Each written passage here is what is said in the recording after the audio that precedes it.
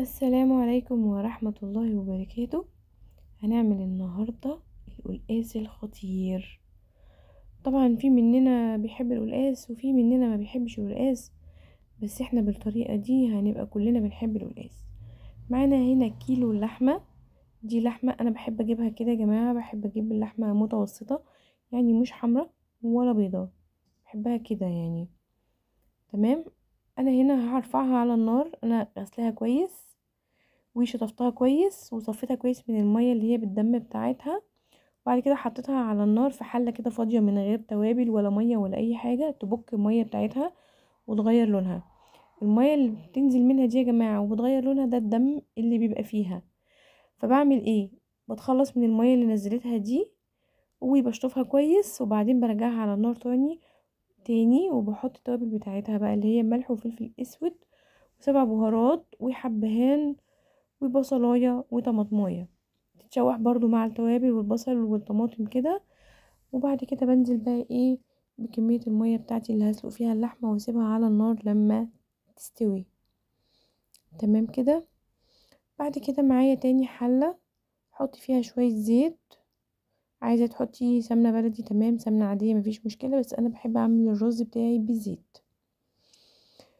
اول حاجة يعني حطينا شوية الزيت اهم، وبعد كده بقى هنزل بكمية حلوة كده من الرز. بحب احط كمية كبيرة في الرز الواحدة وواحدة، يعني مش بحب احط شوية رز صغيرين هيبقى لون بسيط قوي في الرز، هيبقى الرز يعتبر ابيض.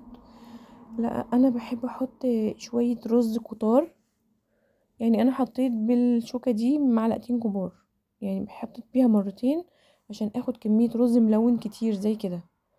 بعد الرز بتاعي ما خد لون حلو كده بقى لونه ذهبي ما يتحرقش منك، نزلت ببقية كمية الرز بتاعتي وشوحتهم برضو كويس كده على النار لما حسيت ان هو ما بقاش فيه ميه خالص. وبعد كده نزلت بالملح بتاعي، وطبعا مش هنحط توابل لان احنا هندي للرز شوربة من شوربة اللحمة، ففيها توابل وفيها كل حاجة.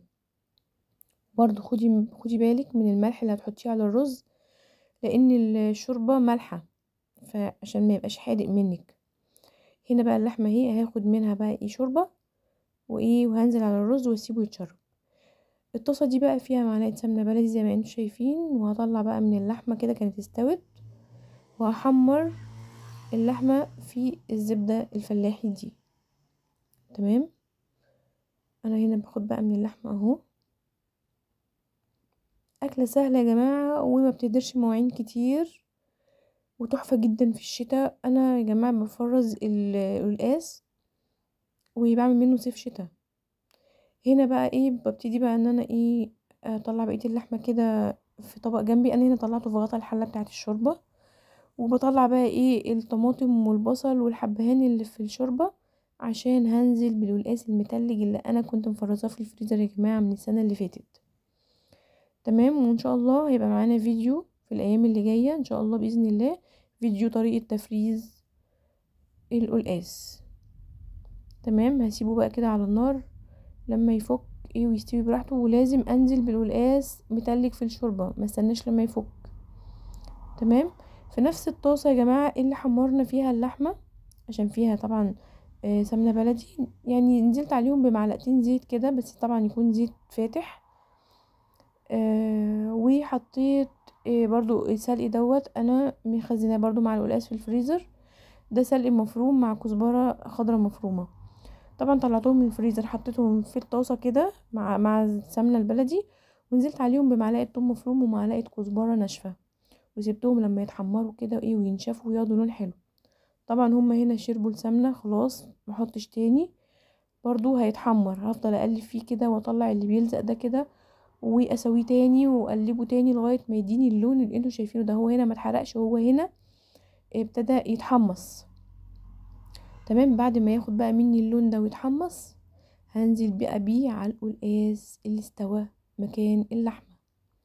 تمام. بصوا بقى يا جماعه، انتوا مش شامين، بس انا عايزه اقول لكم ان اللون تحفه في الحقيقه والطعم تحفه وخيالي. تمام. هدي بقى القلقاس كده ايه غلوتين كده مع السلق، وخلاص كده هطفي عليه. وكنا حمرنا اللحمة وكان الرز بتاعنا كمان استوى. وبصوا شايفين شكله تحفة تحفة تحفة، ولا طعمه بجد. اللي ما بياكلش القلقاس يا جماعة يجربه، هو تحفة جدا. بصوا بقى الرز بتاعي كمان بقى شكله، شوفوا هتشوفوا شكله دلوقتي معايا دلوقتي في الكاميرا. عايزه اقول لكم ان انا لما بحط رز كتير يتحمر بيديني لون حلو قوي في الرز وكمان طعم والله. وحمرنا اللحمه وخلاص كده النهارده اكلتنا النهارده خلصت، لكن وصفاتنا لسه ما خلصتش. وما تنسونيش في اللايك والشير والاشتراك. والسلام عليكم ورحمه الله وبركاته.